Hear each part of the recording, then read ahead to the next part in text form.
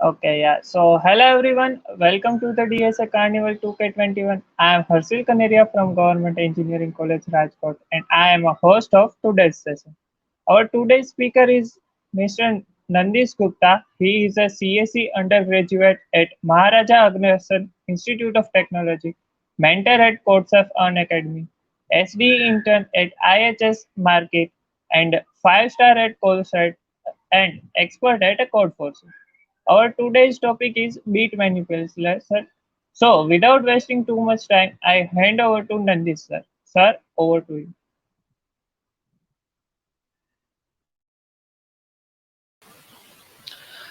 Okay, thank you for welcoming me. Am I audible? If anyone can just drop in a quick yes or no in the chat. Am I audible? Uh, and thank you for welcoming me. I am Nandish Gupta. Uh, just want to make sure here that I am audible before we begin. Uh, if anyone can intimate me that are we audible at the moment? Okay, I'm audible. So I guess there's a little bit lag in when I see the comments versus when you actually send them. So there might be a little bit of lag in that sense, but not to worry about that. So okay, hello guys, I am Nandish, as Harshil just mentioned here. I am 5-star at CodeChef and expert at CodeForces right now. I have been working as mentor at CodeChef, and right now I am doing an SD software engineering internship at IHS Market. So today we will be learning about bit manipulation. So let me share the screen just a second. Yeah. So let's go over the agenda today. So today we will be learning about bit manipulation. First of all, we will see how do you represent numbers in the binary number system. What are the logical operations and the bitwise operations? What are the C++ Java symbols for the same? What is shift operator? The precedence, time and space complexities, some quick manipulations, some implementations, and that's all. That's all for today. So let's quickly start with the first agenda, which is binary number system. So uh, one more thing I want to say, I will keep on switching to this screen to see your comments in between fixed intervals, so that I can answer doubts if there are any in the bit during the session. Okay. So first of all, we'll be learning about binary number system. So uh, binary number system. We all know about the decimal number system. What is the decimal number system which we use in everyday life? Okay, so 34, 53, 12. What is the binary number system? In binary number system, as the word suggests, we are going to use only two different characters to represent a number, and those two different characters are 0 and 1. Okay, for example, if I write 101, so this means I am representing 5. If I write say 1010, so this means I am representing 10. So how does this conversion actually happen?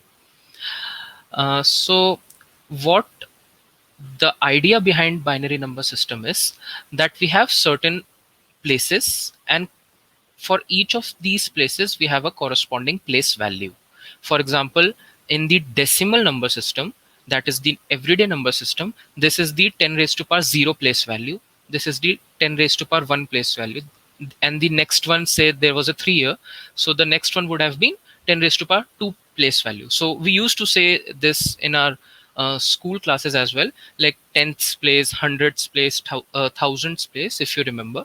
So in that manner only, we have 2 raised to power 0 place value for the rightmost character, which we also call as least significant digit. Okay.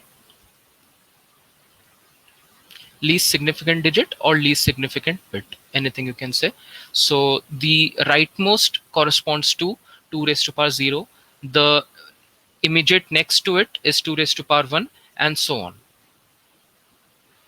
So for example, if I write here 1 0 1 0 0, this this directly means I am saying 2 raised to power 4, 1 times 2 raised to power 4, plus 0 times 2 raised to power 3, plus 1 times 2 raised to power 2, plus 0 times 2 raised to power 1, and 0 times 2 raised to power 0. So that corresponds to 2 raised to power 4 plus 2 raised to power 4 plus 2 raised to power 2.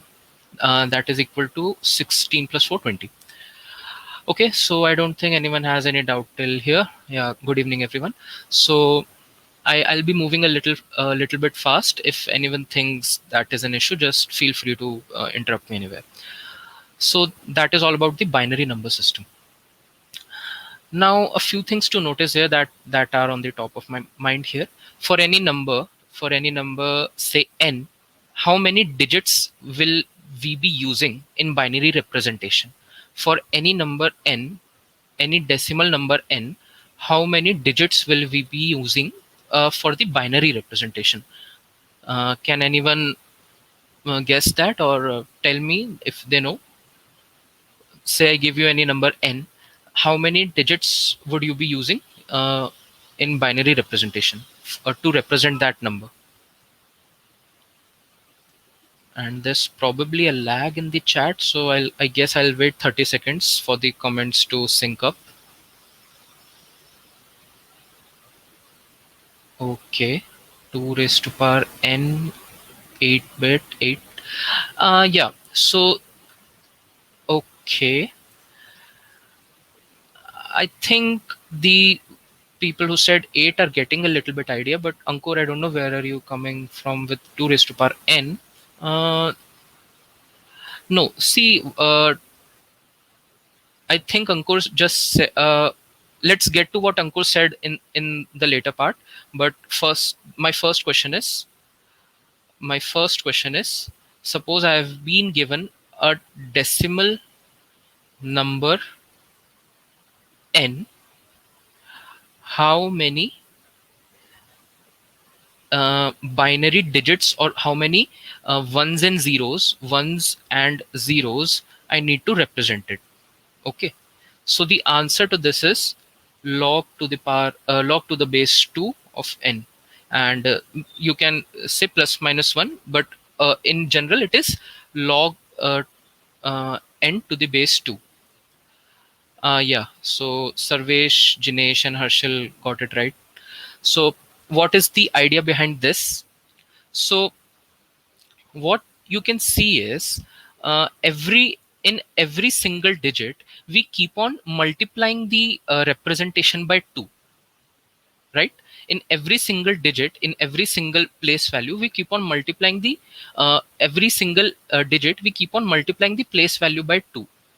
So I'll first of all start with the biggest power of 2 that I can extract out of number n. I'll write that down. Then I'll go to the next higher power after subtracting, and so on and so forth, which directly corresponds to log to the base 2 n subtractions, and hence those many digits. Okay, so that is the idea behind log to the base 2 n digits. Now what Ankush was saying, I think that's the right name. So he was saying 2 raised to power n.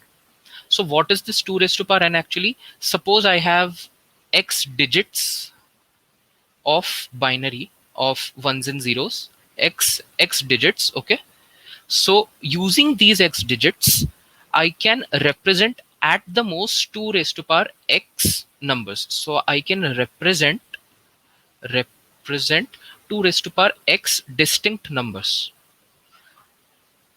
So that is what this 2 raised to the power thing was. Suppose, let me try to give you an intuition behind it. Suppose I have 4 place values, each can have either a 1 or a 0. So for each of these, I have two choices. Two choices here, two choices here, two choices here, and two choices here. The number of these choices in itself are x, as I defined. There are x digits. So these number of choices are x. And these choices themselves are independent of each other. That for because I am trying to represent, I am trying to generate any possible number. So these choices in themselves are independent of each other. So what I can do is I can just multiply these choices, and I can say I have 2 raised to power x of filling these four dashes, filling these four places with the number of choices which are independent of each other. So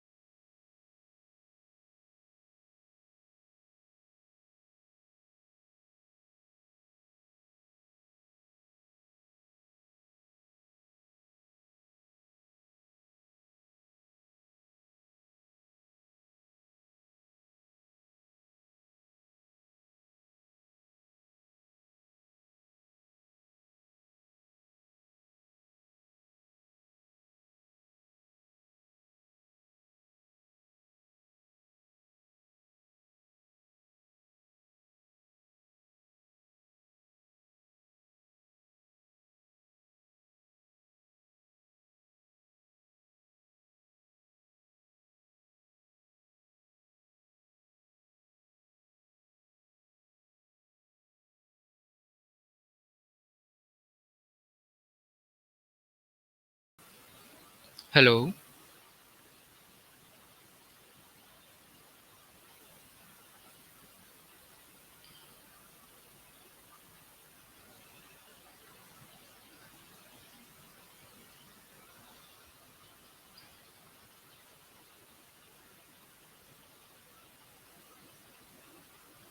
Hello, am I audible? Okay. Just a minute. Let me open the YouTube stream as well on my other device so that I can check myself if I'm online or not. Give me a minute.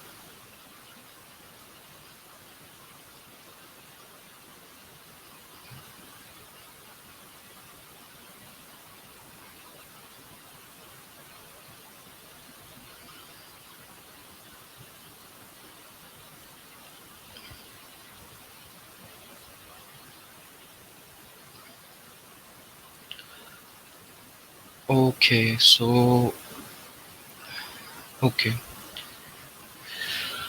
okay. So till where were you guys able to listen? My network actually just went down for a moment.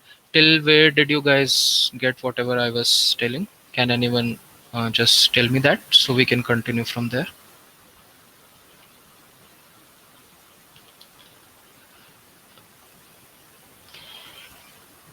Mm, I think you guys heard till the log to the base 2 part. Let me just go through this 2 raised to power n thing again. So what was this 2 raised to power n thing? So suppose I have x digits of ones and zeros, x places which I can fill. Now I need to answer how many distinct numbers can I represent using all of these x digits. Okay. So the idea to calculate this solution is I can imagine each of these x place values as some boxes. In these boxes, I need to fill either a 1 or either a 0. So for each of the box, I have two choices, and thus overall, I have 2 raised to power x choices for the whole system to be filled. Okay. Uh, if I'm going too fast or if I'm going too slow or if there's any other problem, just let me know.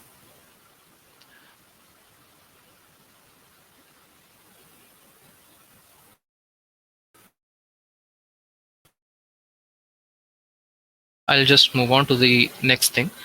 So the number system. I hope you all got the point for this. Let's move on to the next thing, which is logical operations. So logical operations.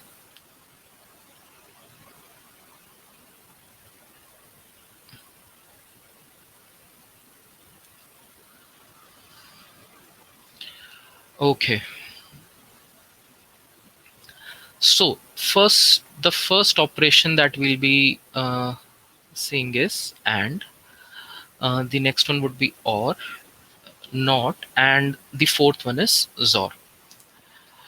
So these logical operations are binary operations, except this one. This one is a unary operation. Rest all the three are binary operations, which mean they apply on two operands. Okay, so for let's say I have true false, true true, false true, and false false. So I think many of you would know this table already. If anyone doesn't, then just let me know in the chat. I'll just quickly fill this up. So true and false is false, true and true is true, and these are false. Similarly, this is here, and for not, not of true is false, and not of false is true. And the XOR is an important operator if you haven't met it yet, so you can just understand it here. XOR of we call it XOR, XOR XOR. XOR of true and false is true. XOR of true true is false. Sorry, true, and the last one is false. So can anyone just send some message on chat so I can know that I am still uh, with you guys, you are understanding and you are responding? If anyone can just send any message on the chat. Uh, yeah. Okay, great. Thank you, Rohan. Okay. So where was I? Yeah. So we have discussed all these four operations. Now let's move on to the binary system. So what I was using here was true and falses. I was using trues and falses. Instead of these trues and false, I could just replace them with ones and zeros, and that seems pretty natural. So I don't think any problem would be on that side. So, but the next step is repeatedly applying these operations. Can you repeatedly apply these operations upon multiple values? Say I have 1 0 1 1 0, and I need to XOR each one of these. So this is the this is the symbol of XOR. Let me write the symbols as well. So XOR is represented like this, and can be represented like this, and no need for the circle, or like this, and we can say not is like this. So actually just forget that. Let me represent them with the C++ representations only. So in C++, bitwise AND is like this, OR is like this, NOT is like this, and XOR is like this. Okay, these are the C++ notations for uh, bitwise bitwise operations. These are the C++ notations. So can we apply these? Can we apply these to multiple values? Can anyone tell me how would they go about applying these to multiple values? Suppose I do this, what would be the answer? Can anyone tell me that?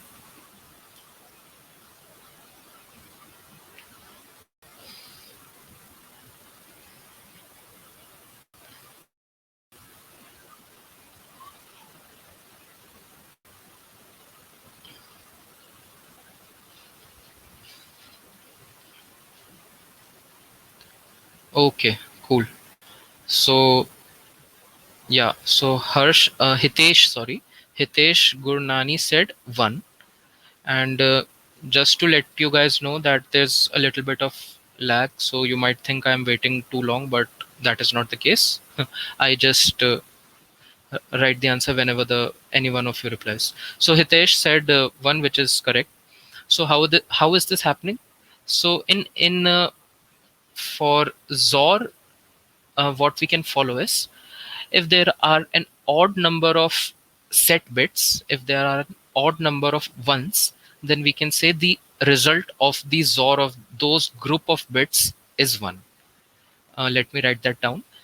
If say I want to XOR A1 with A2 with A3 and so on till AN, I want to XOR all of these. So what would be the result? The result can be defined in using these two cases. If the number of ones is odd, then we can say the result is 1. Else, the result is 0. So this is the you can say trick, or not trick. This is the actual working of XOR. Similarly, you guys can derive for and or as well. For and, we can say if every single value is set, then we can say and is 1. And for or, even if a single value is set, then the answer will be 1. So this is logical operations. And the next step after this is bitwise operations. So what are bitwise operations?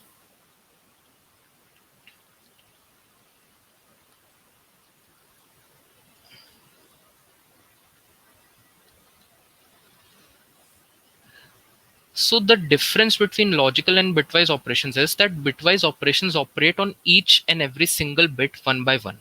Suppose I have a number 1011 and another number 1100. And what I'm going to do is I'm going to do bitwise and of these numbers. Of these two numbers, I'll do bitwise and. So the result would be calculated using and the bitwise technique. So the bitwise technique is we compare each bit one by one. 1 and 0 is 0. 1 and 0 is 0. And this, the operation I'm employing here is and. 1 and 0 is 0. And in the end, 1 and 1 is 1. So that is the simple meaning of bitwise operators. These bitwise operators apply bit by bit on every single number. Okay. Okay. And Puneet has mentioned X XOR X is 0. Yeah. So let me explain that one too. I'll write it here. So he says X XOR X is equal to 0. What does this mean?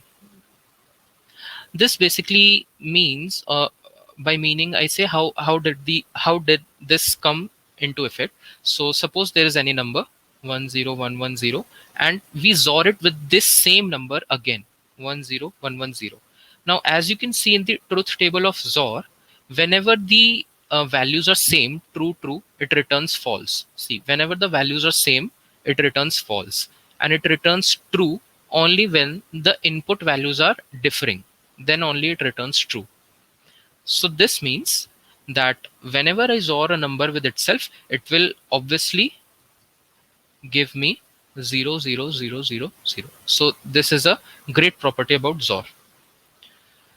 Cool. So that is about the second topic. So if anyone has any doubt till here, then you can just stop me right now, or we can move on to the next thing. Uh, okay. So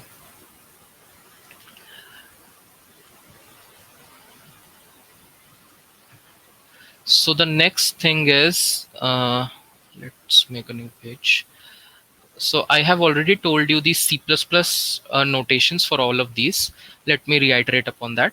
And is represented by an ampersand, or is represented by a bar that is placed above enter, and XOR is represented by this upwards arrow, and not is represented by a tilde. Okay, so these are the four representations which are in C++ and Java and many other languages actually. So these are all bitwise uh, bitwise operators. You have another variation in the language known as logical operators, in which these are replicated, like these are doubled onto themselves. So what the doubling says is this is now a logical operator.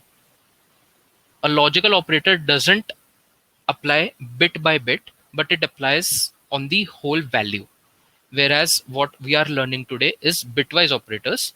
These apply, as I showed you in the previous page. These apply their operation, their particular operation, bit by bit. Okay, so that is all. Next operator I want to show you is the shift operator. Yes, so let's study about the shift operators. So there are two type of shift operators. The first one is left shift, and the second one is right shift. I don't think anyone's having doubt till now. Okay, so left shift and right shift. This is represented by two left arrows, left facing arrows, and this one is two right facing arrows. So what is left shift? Suppose, let me write the definition first. So the left shift is basically shifting all the bits uh, to left by the given amount. By the given amount. So this is actually important, that you can not only shift them by a single place, but you can control by how much amount you want to shift the bits of any particular number. Suppose I have a number like this. It is 0, 0, 1, 0, 1, 0, 0, and upon this number I apply the left shift operation. So the left shift goes after that, and I also need to give the amount by which this number needs to be shifted towards the left. By the number being shifted towards the left, I mean each and every single bit of the number is taken up and shifted to left and then brought back. So let's understand with an example. Say I want to left shift this number by 2. So the result of this operation would be, I will just left shift each of these bits by 2. So I get 1, 0, 0, 0, 1, 0, 0, 0, 0. So what happened was, this 1 gets shifted 2 times to the left. Same happens for zeros as well, like obviously. So this is left shift. I think I have written this wrong. Just a second. It is 1, 0, 0, and then a single one, and then repeating 4 zeros. Okay, so this is the left shift operator, and similarly analogous to this is the right shift operator. What you do is just the vice versa thing. Suppose I apply the right shift on the same number, and I right shift it by 2.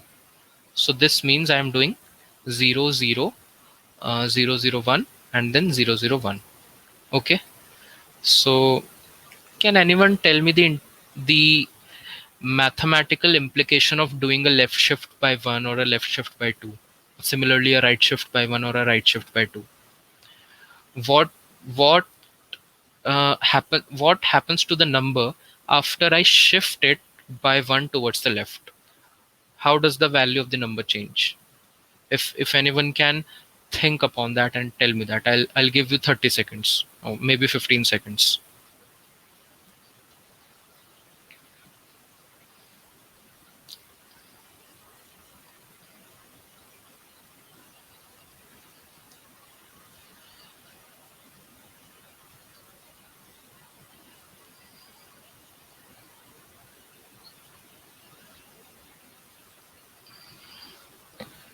Multiply and divide by 2.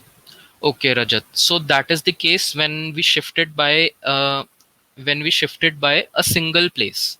What if I'm shifting the uh, digits by 2 places or 3 places? Uh, 2 raised to the power x. Yeah.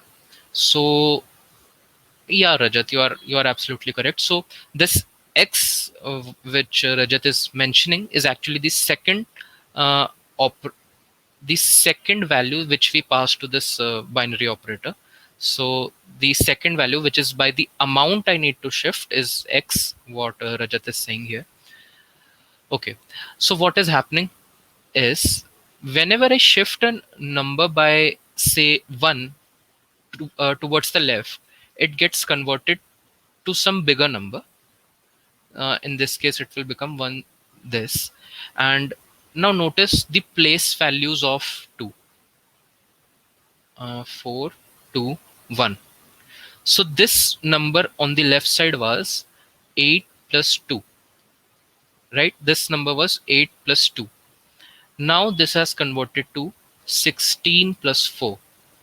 So what has actually happened is I have multiplied 8 plus 2 by 2. This directly converts to 16 plus 4. So when I shift by 1 each and every single bit, each bit gets higher place value and overall the number gets multiplied by 2. And the vice versa happens in right shift. You divide by 2. Okay. Now this is for the case of a single shift. What if I am doing a larger shift in a single operation? Suppose I am doing 1 0 1 0 left shift 3, and this all of this left shifting happens in this single operation. So as Rajat mentioned, and maybe Shakti Raj Sin also said, yeah, multiplied by 2 raised to power n. Yes. So what happens in another case when the number is not 1, we actually are just multiplying the number by 2 raised to power 3. So this is the mathematical implication or intuition or anything else you want to say about these left shift and right shift operators.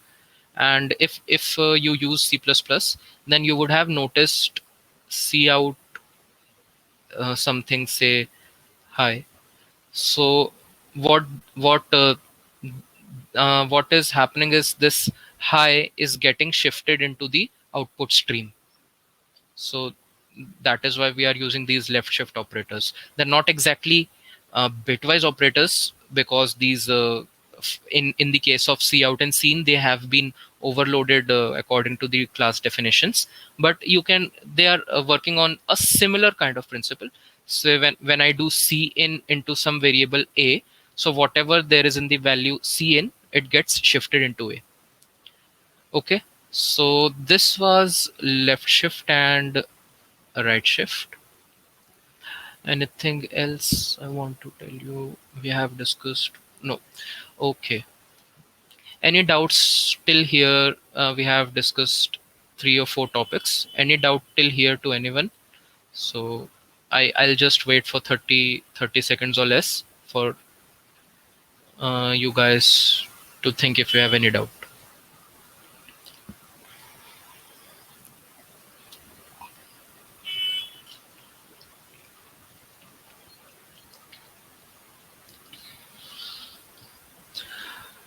Okay, no doubt. So great. Now, mm, let's study about quick manipulations first, and then we can go on to. Okay.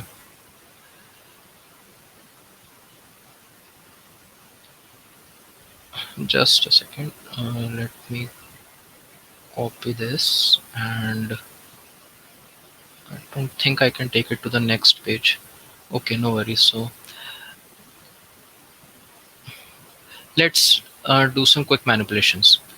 Suppose I have a number and I want to set the ith bit of number. Okay, so you would be given a number n, and you will also be given I. This is the input, and the output would be a number x, where x is n only, with ith bit set. Setting the bit means if it is 0, then you convert it to 1. If it is 1, then you let it be 1. So any ideas how can we do this? Rajat, Shakti, Raj Sen, Harshil, and everyone. Try to use the bitwise operators I just showed you.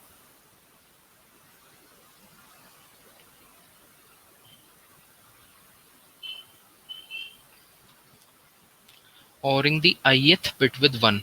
Okay. So how will you OR the specific bit?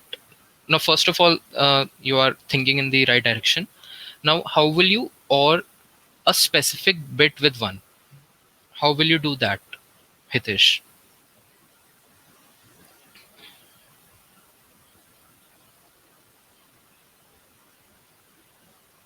OR with 2 raised to power I. Okay, great. Okay. So what is 2 raised to power I? Suppose let's take an input, n is equal to 12 and I is equal to 3. So in binary this will become 8 plus 4, which is 1100. This is the binary representation of using left shift. Yeah. Okay, great. So using left shift. Okay. So first of all, what is 2 raised to power I, as Rajat said? So 2 raised to power I directly corresponds to 8, which is in binary 1000. Let's take a number whose this bit is not set. Wait a minute. Let me change my example. Say my example is this 1010. This is n and I is 0. I is 2. So I want to set this bit. Okay. Let me. This.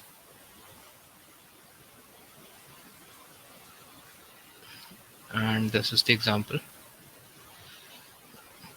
So what we can do is we can, or this particular place, which is this third place from the right, we can or this with a 1. When we do this, when we or these two numbers, the rest of the numbers remain however they were before this operation. The rest of the digits remain as they were before this operation. So 1 or 0, 1, 1 or 0, 1, 0 or 0, 0. The position in our focus, which is the second index bit, this gets set to 1. I think that is clear to everyone. If not, just let me know. So how will you write that in a single line code? We can just say that n is odd. Suppose I need to return x. So n is odd by 1 left shift by I. This is the C++ code for the same. C++ code. Cool. So this is your answer per se for this question. So if I want to set any ith bit, I will just OR it, that is bitwise OR it with a number which is set in the uh, which has 1 set in the ith position. Okay, so that was the first problem. Let's move to the second problem. The second problem is you want to check if the ith bit is set or not. If it is set, then you will just say print yes or print no, whatever. Maybe you'll use in some other program. But what is the main problem here is you want to check if the ith bit is set in a number n.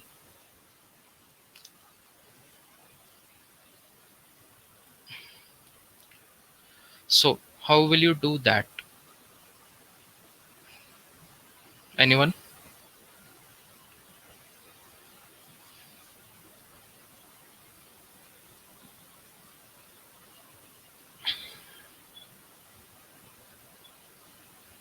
Or with 2 raised to power I not equal to 0.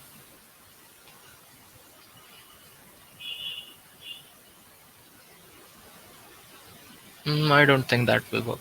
No.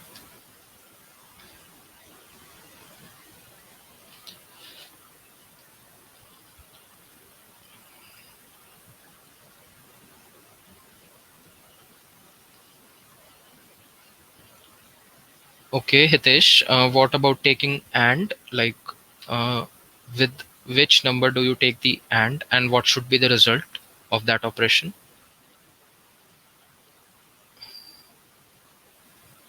Okay, right. So Tulsi is right here and Ronit too. Yep.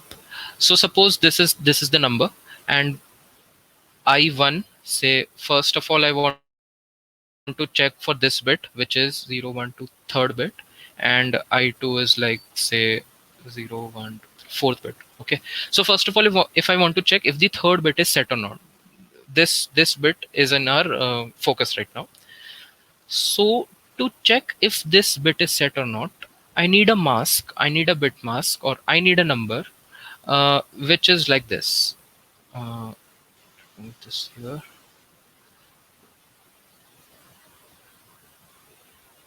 1001. Sorry, 0. And after I get such a number, I'll just AND these two numbers with each other and finally get the result. So what would be the result of this operation? It would be uh, as such. So what I am doing here is, first of all, I am selecting the ith bit by making this mask, this one left shift I am kind of in a way I'm selecting the ith bit. After I have selected that bit, I am doing bitwise and with the original number. So if in the original number, say if it were 0 here, so 0 and 1 would have given me a 0. So let's run that example as well. So if we want to check for the fourth bit, so in the same number, so I would create a mask. This fourth, this is actually zero based indexing. Okay, zero based indexing. So don't get confused with that. So I create a mask like this, and when I do AND of these two numbers, I get complete 0 everywhere. Why is that? Because the bit in focus, these two bits, one, they return 0 after doing the AND operation. 1 and 0 gives 0. And on the other hand, in the first example, since we had a 1 in the original number at the position of focus, therefore we were getting some non-zero value. Okay. So the condition to check would in code would be, if this n and one left shift I is not equal to 0, and you need to enclose these in brackets as well, because these bitwise operators have the lowest precedence. Okay, so bitwise has, let's just write bitwise has lowest precedence among all the operators. So always write bitwise in brackets. So I can do this. If it is not equal to 0, then we can say bit is set. Else we can say it is not set. Okay. And this not equal to 0 is also not required. If you can just directly write, that will also work, because the value returned is a non-zero. And in C++ by default, a non-zero value corresponds to a Boolean true. Okay, so that is a truthy value, a Boolean truth value. So we have done these two problems. Okay, any doubt till here by anyone? uh, if you have any doubt till here, then just ask me or we can move on. No doubt, I guess. Okay, so the next question is, I want to reset, or in another words, unset the ith bit of n. That is, I want to, if it is set, like if it is 1, then I'll just make it a 0.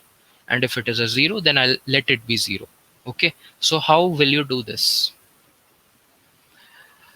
I'll give you 30 or 40 seconds for this. Hitesh, Ronit, Tulsi, Rajat, and everyone else.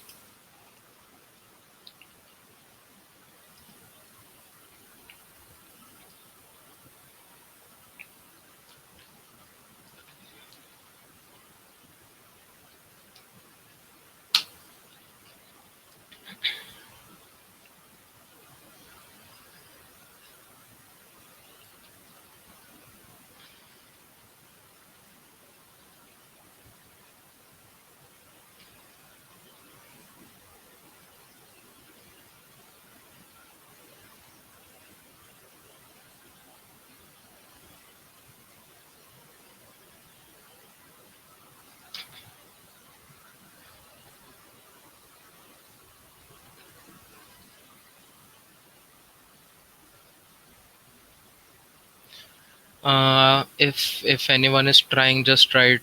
You are trying or like something. Okay, so we have an answer.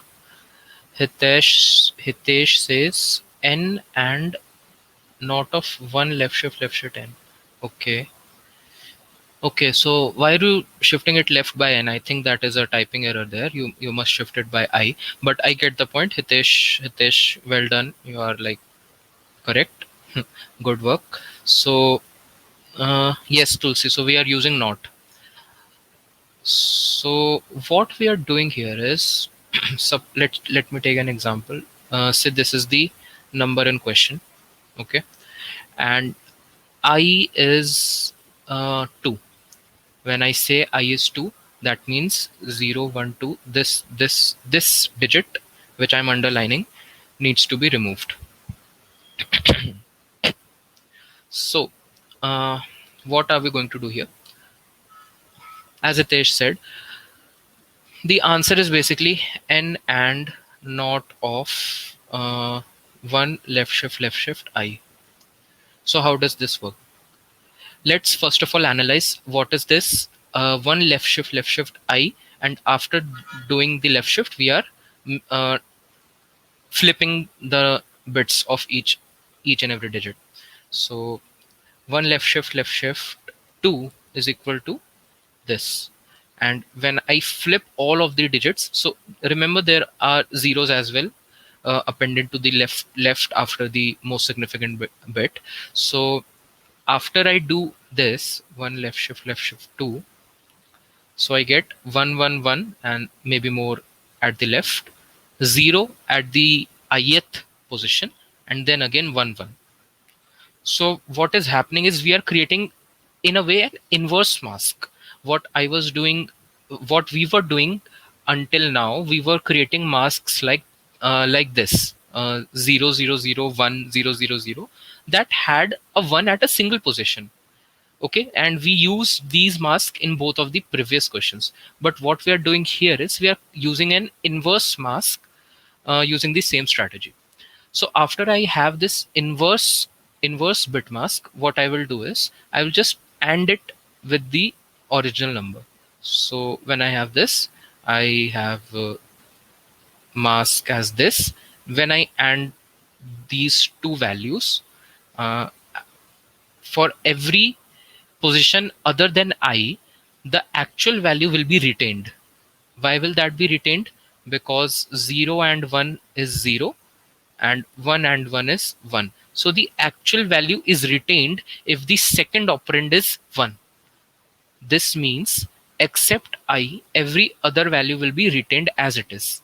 So 1 0 1 0. And what about the ith position? No matter whatever position was, whatever bit was there in the first number, the answer would always be 0, because 0 and 0 is equal to 0 and 0 and 1 is equal to 0. So no matter whatever the bit or whatever the number be at the other side, if I have even a single 0, then the answer would be 0. So we have used this concept to unset or reset the ith bit. That was the third problem. Okay, so in C++, also this is the same way you'll be doing it. No changes. So that is the third part. I think I'll need to speed up a little bit. It's already 5:50. So we'll just speed up for the rest those are easy. So toggle, check parity, remove last bit. Okay. So now the fourth question I believe is you need to toggle the ith bit. Okay, we can just quickly tell me anyone, Hitesh, Rajat, how will you toggle Tanishq, Tulsi, Anurag, how will you toggle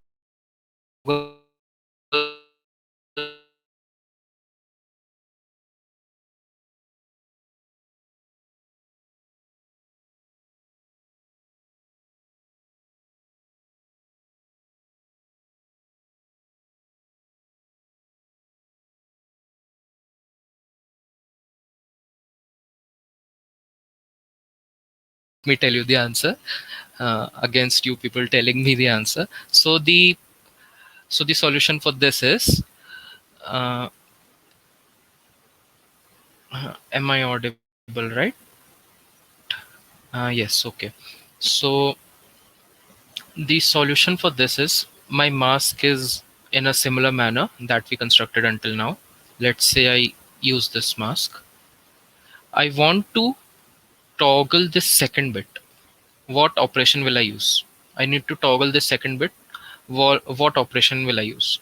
Rajat says number raised to power. Oh, number XOR. Okay, number on XORed with one left shift n. Yeah, correct. Okay, so Rajat is right here. So what we are doing is we will use the XOR operator here. So if I XOR these two numbers, so A XOR 0, A can be either a 0 or a 1. A XOR 0 is A, that is the value is retained.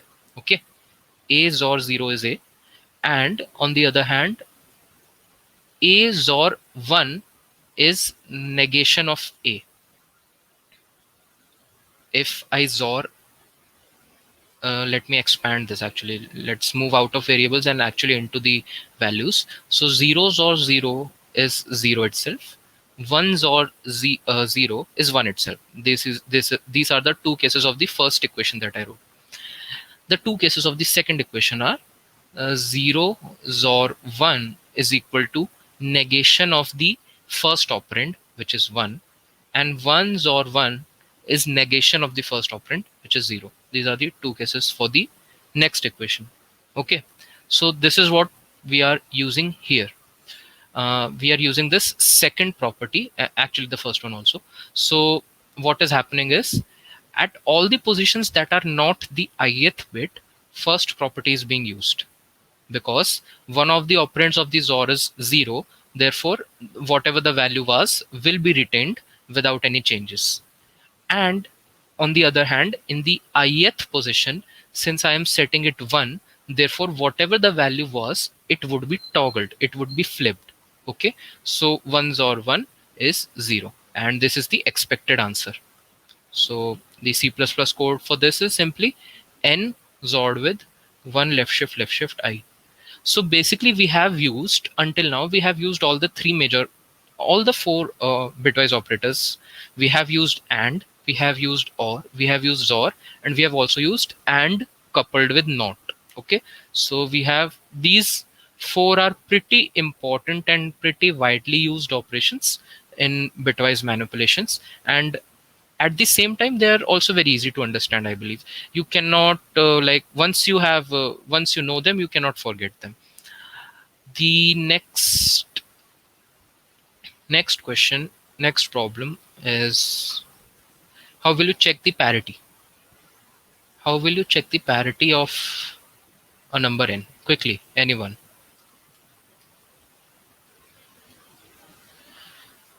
Using bitwise operations, you are not allowed to use mod. Like you are not allowed to divide by 2 or get the remainder by 2. Only by using bitwise operations, how are you going to check the parity of any number? What does parity mean? Parity means is the number odd or is the number even? You need to decide whether the number is odd or even using only bitwise operations.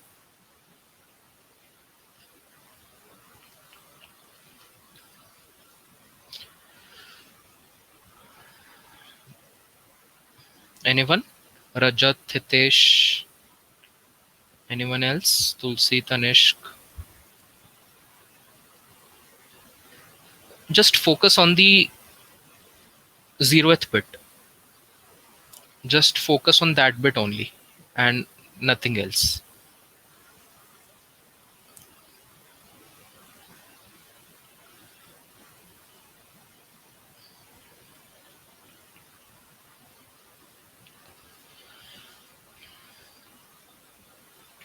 Yeah, correct, Sarvesh. So what we are going to do is we'll just make a mask. We'll make a mask. A mask means a number which looks like this, which I have just written. Uh, that is basically 1. Okay.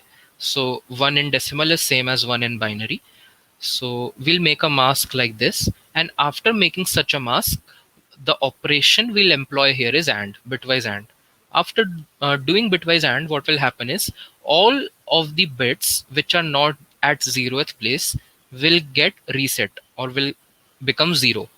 And the bit at 0th place will either be 1 or 0 depending upon the original number. If this bit is 1, we can say the number is odd. And on the other hand, if this result after employing AND is 0, we can say the number is even. So why is this happening? This is happening if you recollect that the 0th place was actually representing 2 raised to power 0 in our binary representation. The 0th place was for the place value 2 raised to power 0. 2 raised to power 0 equates to 1. So if I have a 1 at the 0th place, this means I'm adding a 1 to my complete number. Okay. And if I add a number 1 to my complete number, it automatically becomes odd. The rest of the number is obviously even because they are in the powers of 2. Only the only bit that makes a number odd is the 0th bit. So you can just if in your C++ code, in your contests or competitions, if you want to quickly check if a number is odd, you can just say if n and 1, then number is odd, else the number is even. That's all. So this is about checking the parity. If anyone has a doubt till here, then they can interrupt me, else we'll move on. So removing the last.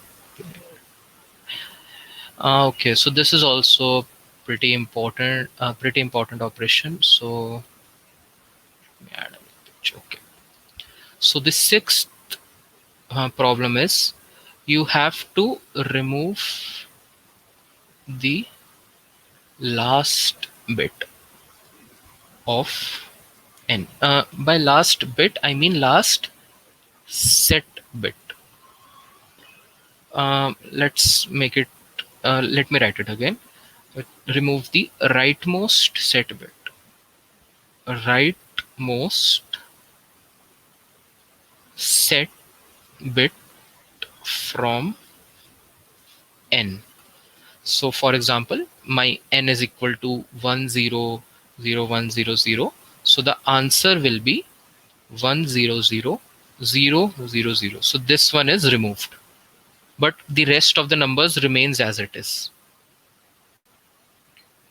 Any ideas how we will be doing this? You need to remove the rightmost bit.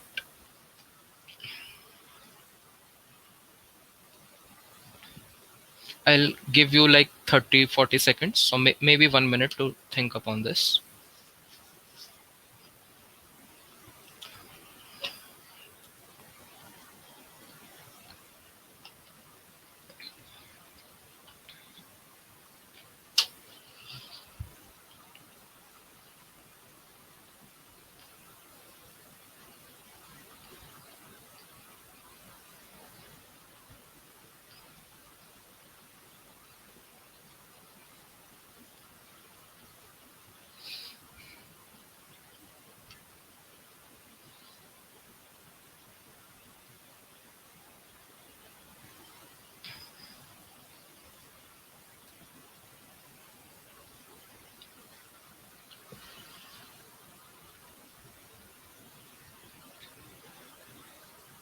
Mm, okay, I think I'll begin then.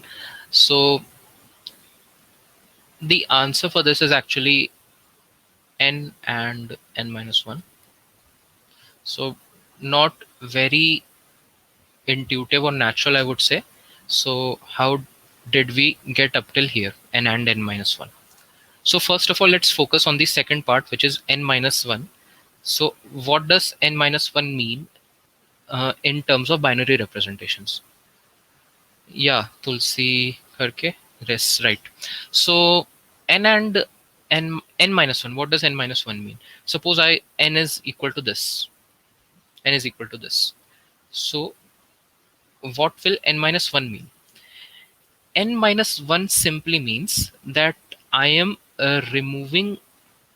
Let me show you a smaller number. Say, let's work with a smaller number. Say the number is this 110, which corresponds to 6. Okay. And when I do 6 minus 1, I should get 5. So 5 in binary is equal to 101. So after doing n minus 1, what happens is, if the number is in this form, like this, 0, a 1 here, and 0 till the 0th place, zeros repeating till the 0th place.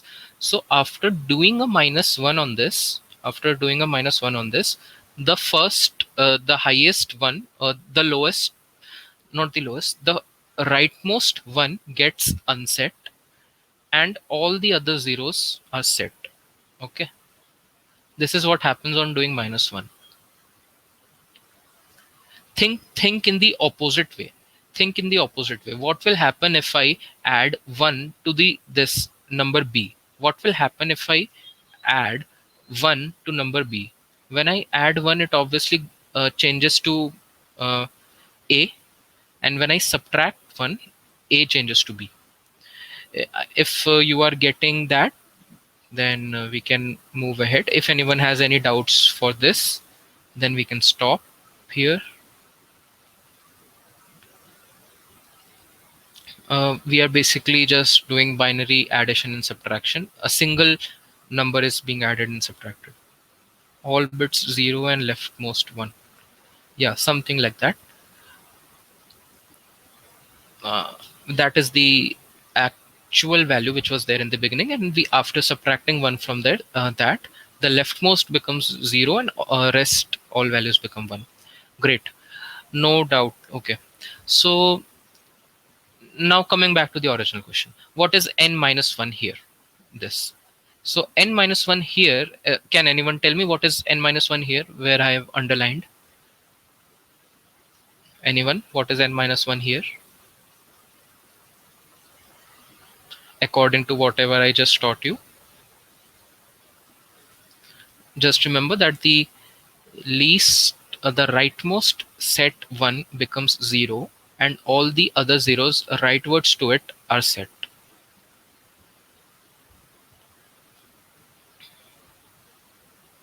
Rajat, Ravi, Tulsi, 1000111. Absolutely correct. Great. So this is n minus 1.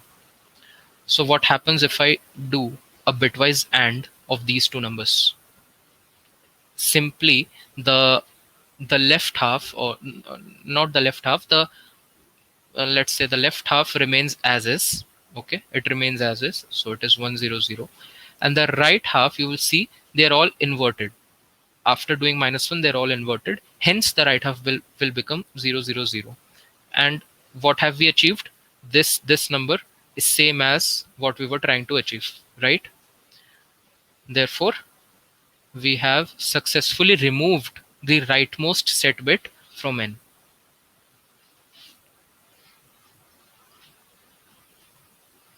Clear to everyone? I think it is clear, like you are all replying actively. So great. Just to reiterate, to remove any rightmost set bit from a number, only a single rightmost set bit, we want to remove it, we will do n and n minus 1. N minus 1, doing n minus 1 inverts all of the zeros before the least significant set bit, and inverts the least significant set bit as well. So it inverts all of these zeros, it inverts them, and the bit itself, doing n minus 1, inverts them. And it doesn't touch the rest of the number. The rest of the numbers the rest of the digits remain as they were before. And doing and with this kind of mask, we get what we desire.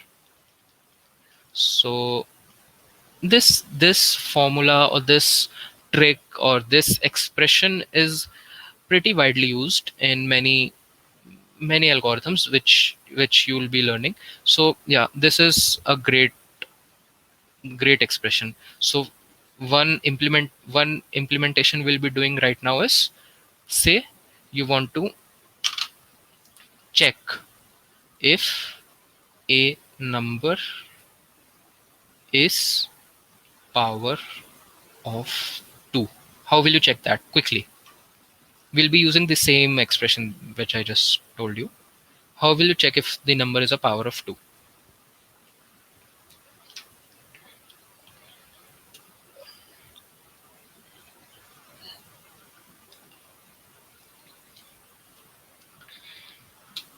Anyone? Rajat, Ravi, Tulsi?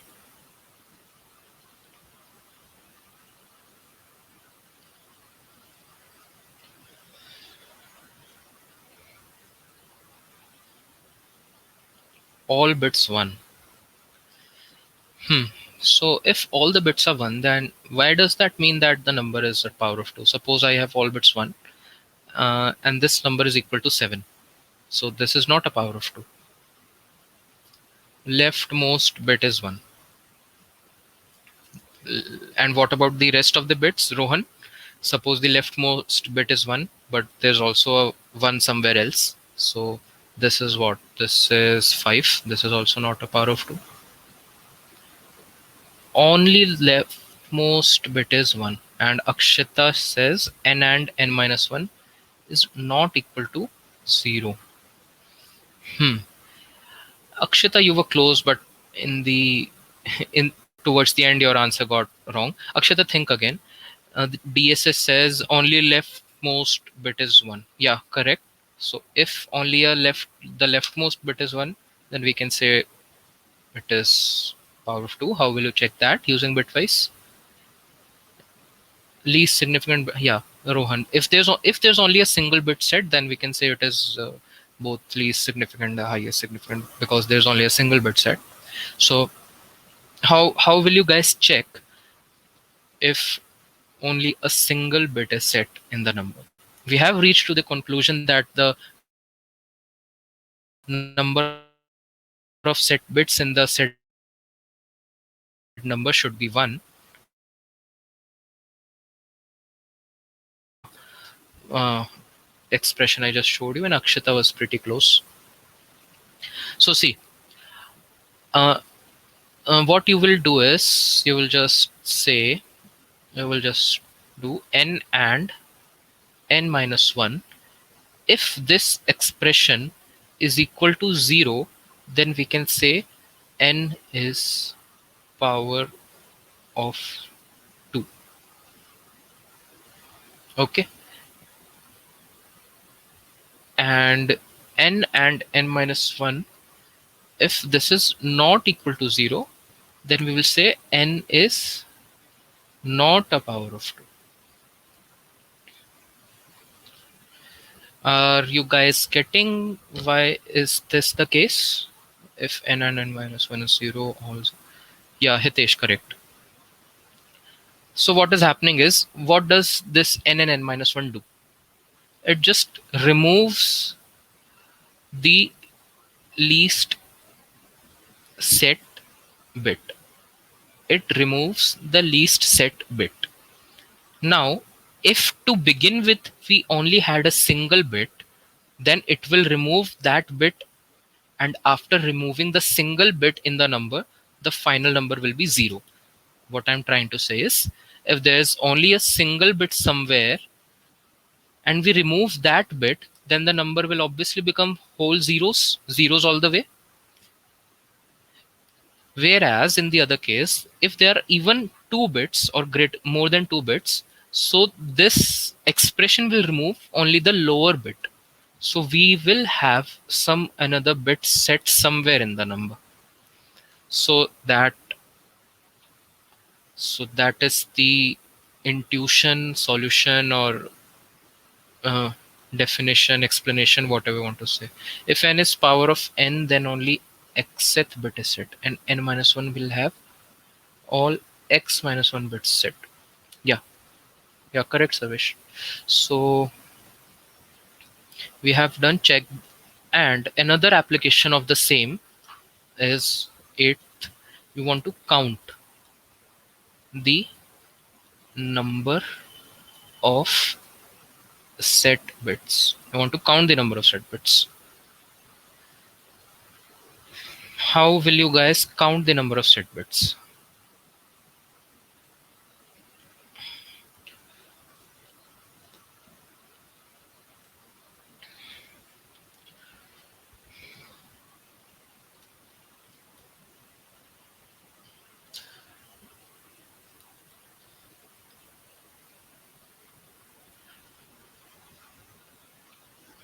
So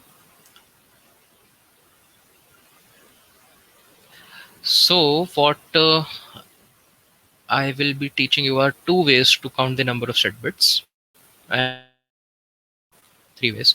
So the first way is using right shift operators. Okay. The second way is called the Kernighan's way, or the Kernighan's formula, that is the formula that we were just using, and the third way is the built-in way. Okay. So the first way is using right shift operators. Yeah. So whoever is mentioning this n and n minus 1, we'll get to this. And this is the second way. This is actually I think this method of counting number of set bits was first introduced by Kernighan only. So that is why they obviously call it the Kernighan's way, Kernighan's method of counting bits. We'll see how that works. But first of all, right shift. So let's write the code for that. Instead of writing it, actually just let's type it. So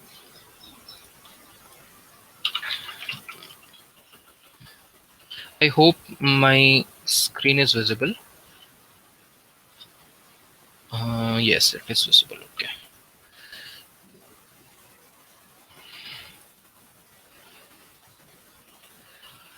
Okay, so let me remove everything from here, So what we are doing is count bits by right shift operator. Okay, so first of all, what I need to do is take an input in. After I have taken an input in, let's say my count by the method A is count A. By using the first method is this. Tulsi says we can check one by one single bit. Exactly, Tulsi. So Tulsi is correct. So this is what we are going to do in the first method. Now, how many bits does int data type have? How many bits does int data type have? 32. So we need to run the loop 32 times only. And what will we be doing in this loop? We will check if the ith bit is set or not. If n and uh, one left shift I is set, then we can say count a plus plus. And finally, we'll say method a returns count a. Yeah, 32, right? Or we can use bit set number of bit dot. Yeah, very nice, Rohan. Yeah, that is also another method, but why should we employ another library when we can just use a simple function built in, or either the Kernighan's way? So let's take an example. Say 8, this should return 1. Method A says 1. Let's take 9, this should return 2. This returns 2. That is the first way. We are using a loop, and the number of operations will be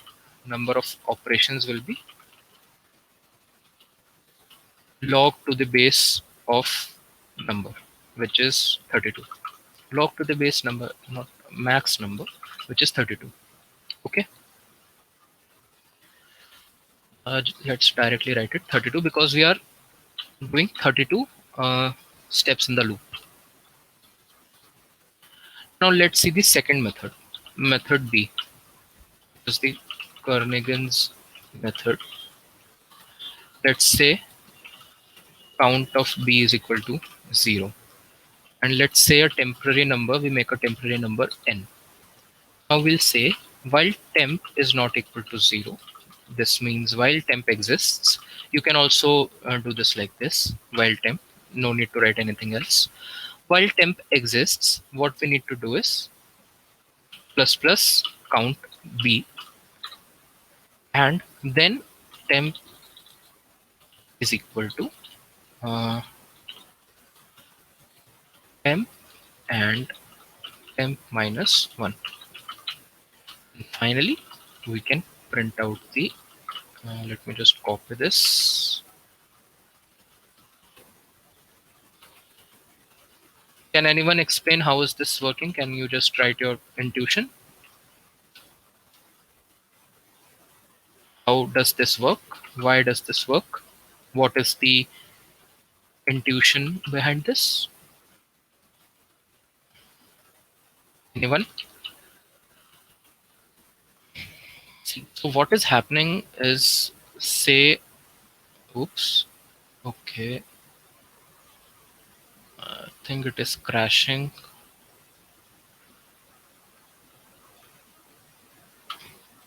Okay, so let's study the Kernighan's way. Suppose my number is 11010. Okay, now I write this, I write the loop like this. While the number exists, while the number is not equal to 0, what I will do inside this loop is I'll plus plus my count, and after doing plus plus, I will decrease or remove the last set bit using this expression. Okay, so how will this happen if we dry run through this through for this number? Suppose I get this number down here. So what is happening is, first of all, we have this and the count is 0. Then we go into this while loop. We see this number and the count increases by 1. And the number becomes 11000. Then again we go into the while loop and the count becomes 2. And the number reduces to 10000.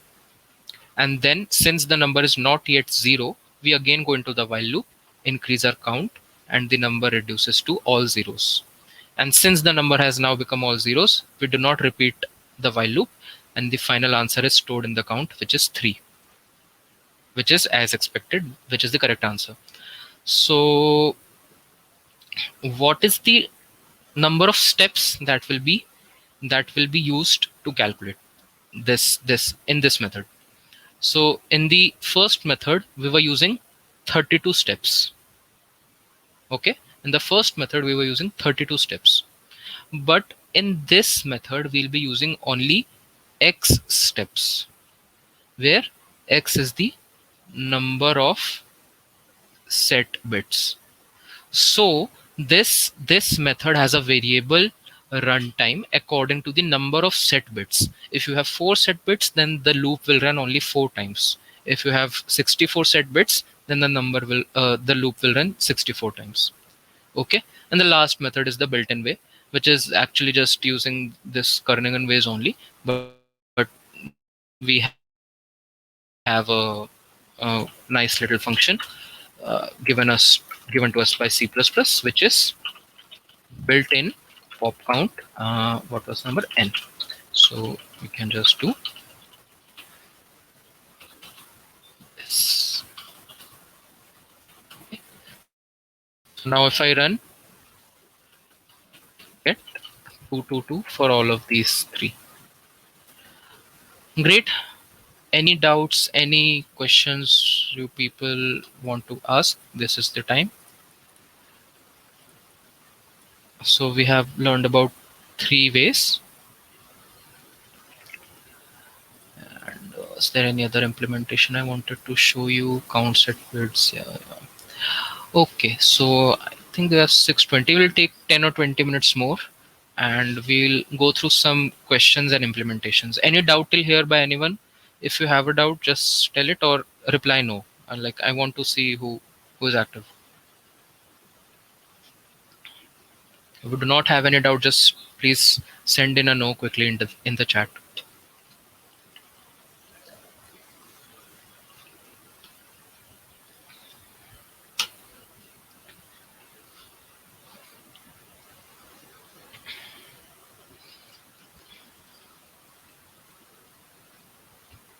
Okay, cool.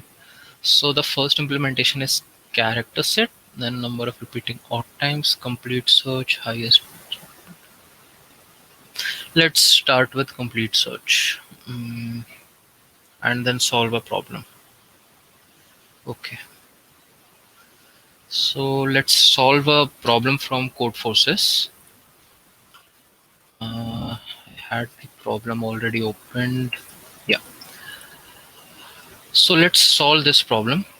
I'll maybe send in the link. How should I send the link? Okay, just a minute. This is 550/B at Codeforces. Okay, so I knew someone has sent the message. Thanks, 550/B. So yeah, you people can just go through this once. I'm also sharing it on my screen so you can read on the screen directly. Go through the question once in 1 minute and then we can discuss it. Everyone.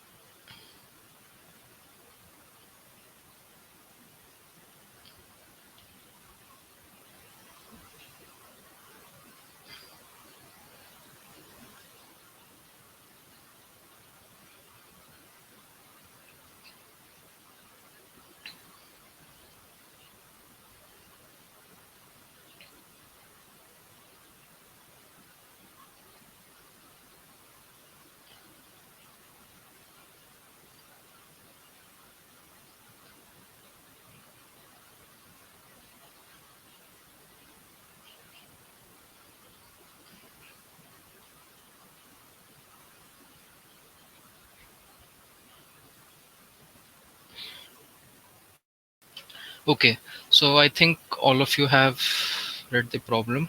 Let me open it as well. Just a second. Okay, so I'll start discussing it now. So the problem is Codeforces 550B.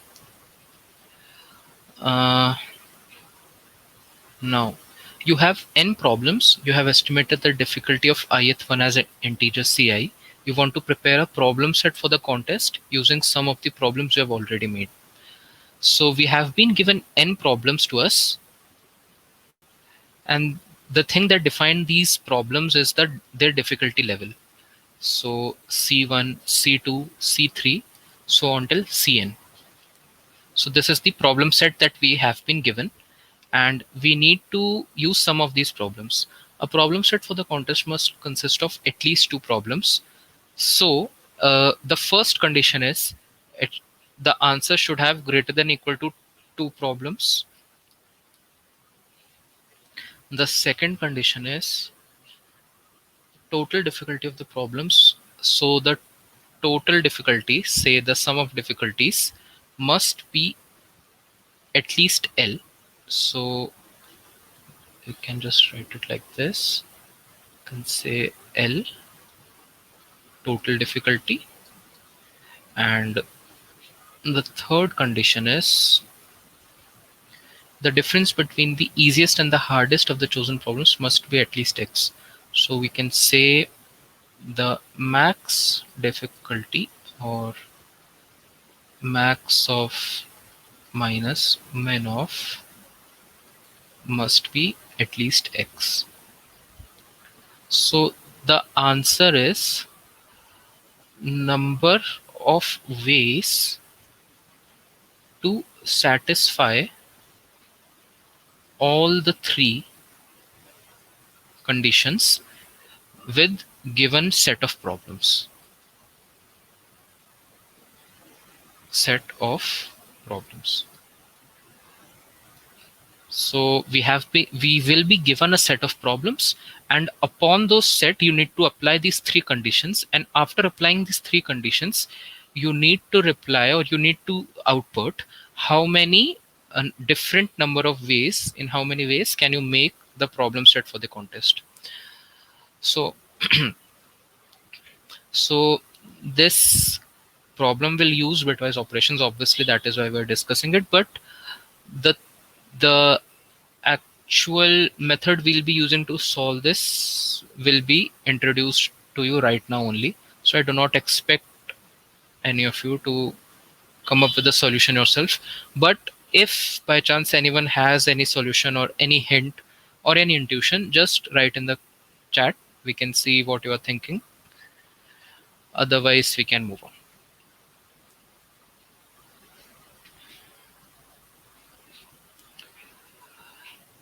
Let me write the constraints as well. So the constraints are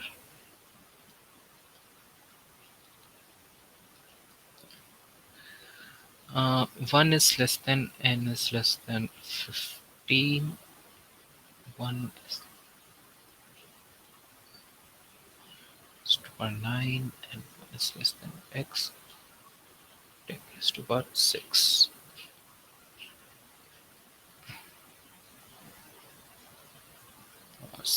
Okay. Okay, so nobody has any solution, I think. Okay, no problem. We'll be discussing it then.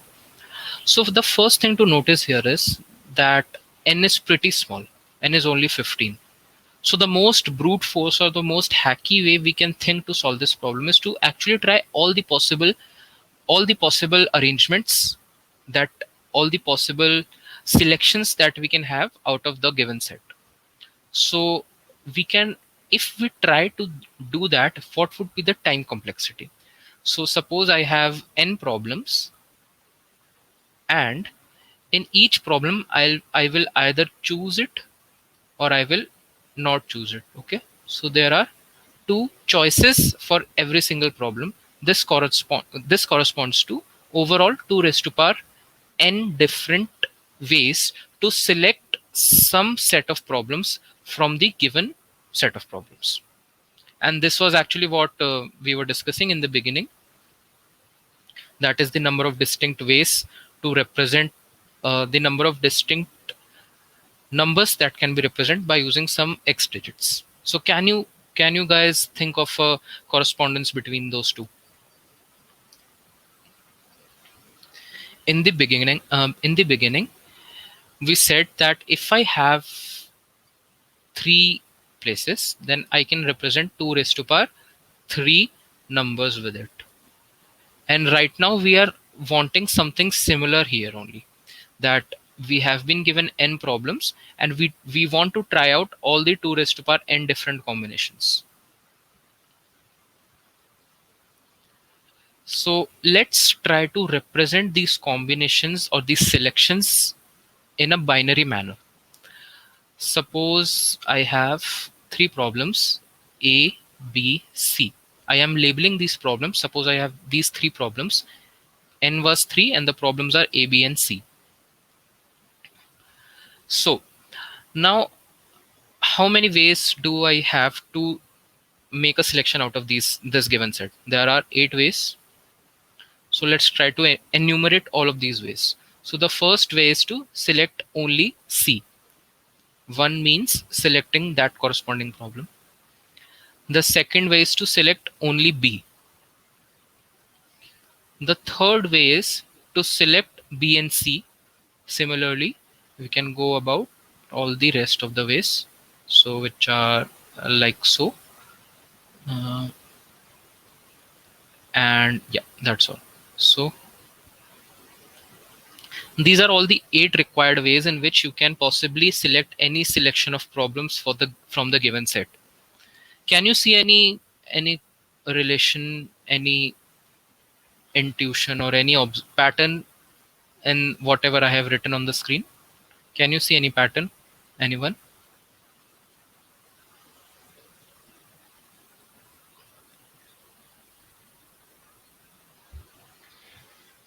If we assume that these are actually binary numbers and we convert them to their decimal representation, then what does this become? This becomes 1, this becomes 2, this becomes 3, this becomes 4, 5, 6, 7.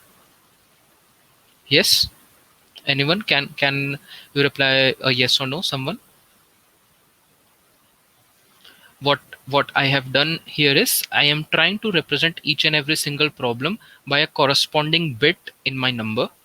If the bit is 1, this means we are selecting that problem. If the bit is 0, this means we are not selecting that problem. And if I try to write all the possible ways and arrange them in a particular manner, then we can observe that this is actually a pattern of the number system itself, like 1, 2, 3, 4, 5, 6, 7. Yes? Cool.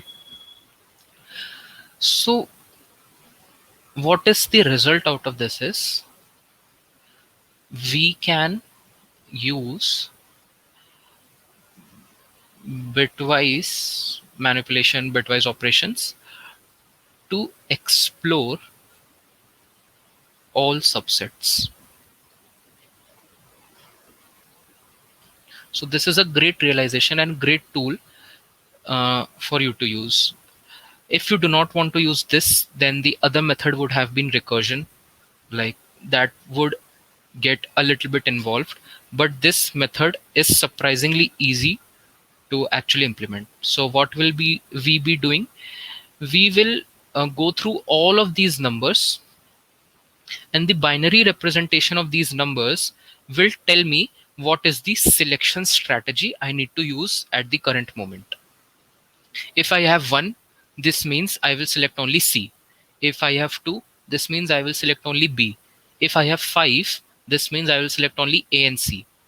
Once I know what I am selecting, then I can calculate all of the required data that these 3 conditions need and apply those conditions on that data and see if these conditions are being followed or not.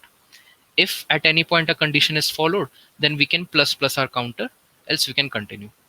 So I'll just, I don't think I need to actually code it. I think you, no, actually just let's code it. Mm, I will write, what is number 550B. Okay.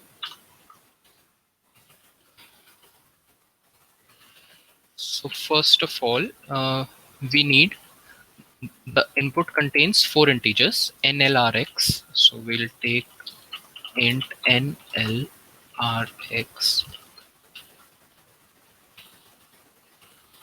x. And then we have the second line contains all of these ci integers. Okay, so let's save them in a array, say problem set prob, and since n is less than equal to 15 only, so I'm making a 15 size array. So for int I is equal to 0, I is less than n, I will input the corresponding problem. So the input is done. After the input is done, we need to make a variable for the answer. This represents the number of good ways to select some problems. This represents the number of good ways to select some problems. Mm, yeah, nothing else. So now let's begin with the main part. So we'll say mask is equal to 0. Mask is less than 1 left shift n plus plus. I'll explain what I'm doing here, and we will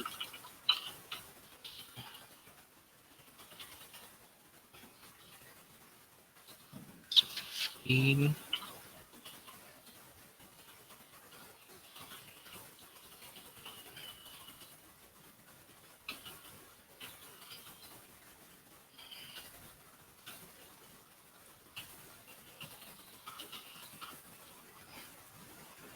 Okay, so in this particular example, n was 3. Okay, so for n3, let's take 3 only. In this particular example, n was 3. So what are all the possible combinations I can have? 0, 0, 0, which corresponds to selecting nothing, and in the end 1, 1, 1, which corresponds to selecting everything. Yes. So what I'm doing is this loop here in line 14. This loop iterates through every possibility using a variable named as mask. Okay. This mask goes from 1, 0, 1, 2, 3 up till 7. So how did I get this upper limit? This upper limit I got by 1 left shifted by n places. Why is that? Because we talked about it here. There are only 2 raised to power n ways.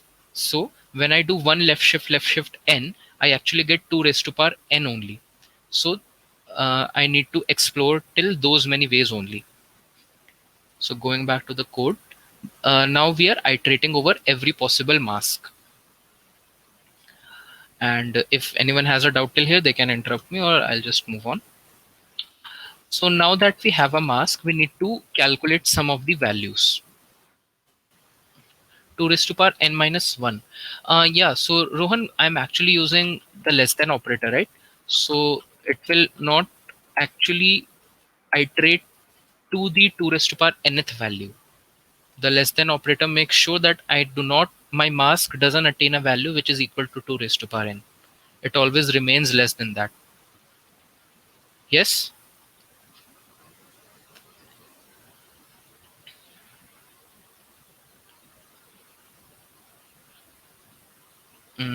I think it is clear to him. Okay, so what were the conditions?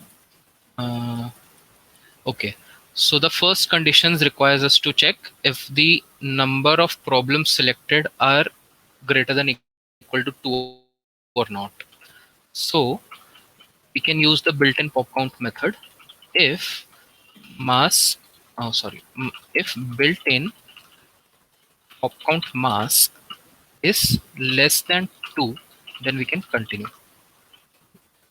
This is the condition 1, which says we need greater than equal to 2 problems. So if I have less than 2 problems, then I will not consider this arrangement. I will just move on. The condition 2. Condition 2 is the sum of the digits must be in between this, and also we need the maximum and the minimum. So let's calculate all of these 3 values together. Let's say a total is 0, and let's say the minimum value is something more than they can possibly give. That is, say, i.e. 7, and the max value is -1. Yeah, or 0 even. Okay, so now we will run a loop, and the loop must go from I is equal to 0 to I is less than n. So now what I'm doing is in my mask, I am iterating through every single position of I and checking if that ith bit is set or not. If the ith bit is set, then that means I am selecting that particular problem for my contest. So plus plus I, if ith bit is set in the mask, which is mask, and then I will update the data accordingly. So total plus is equal to the problem corresponding to that. The minimum value is minimum of minimum value comma corresponding problem, and the maximum value is. So now we have calculated all of the data required, and we'll apply the three conditions. So the condition 2 is if sorry,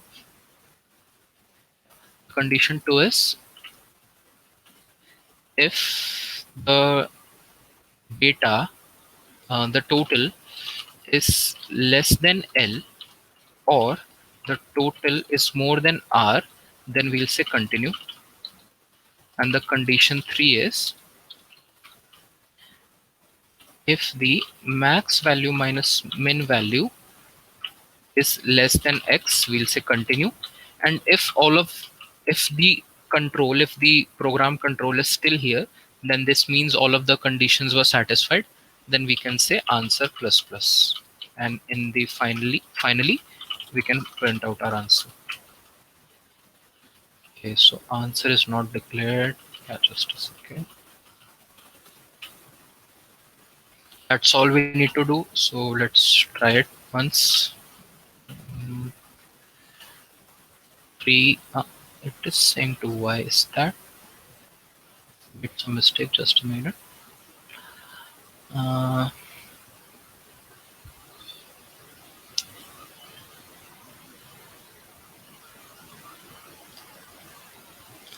Less if total is greater than L,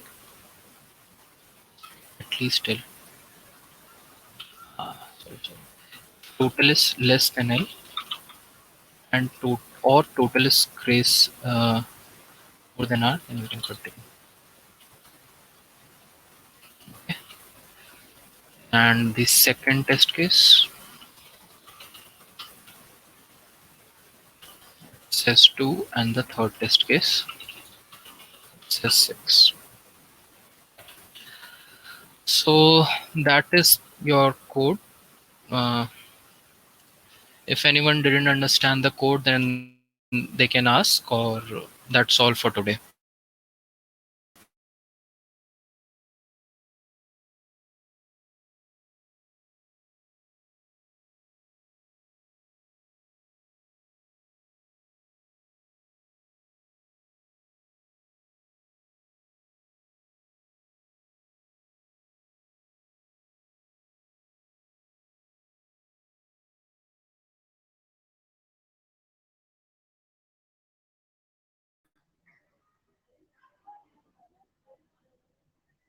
Yeah. So thank you very much, Nandish sir, for this beautiful session. Hope all participants got idea about bit manipulation. And one more thing, our yesterday's quiz winner is Akshay Lalwani from Indore Institute of Science and Technology. Today's quiz link is given in a chat box as well as description. Don't forget to attempt that. Thank you everyone for joining this session. Thank you.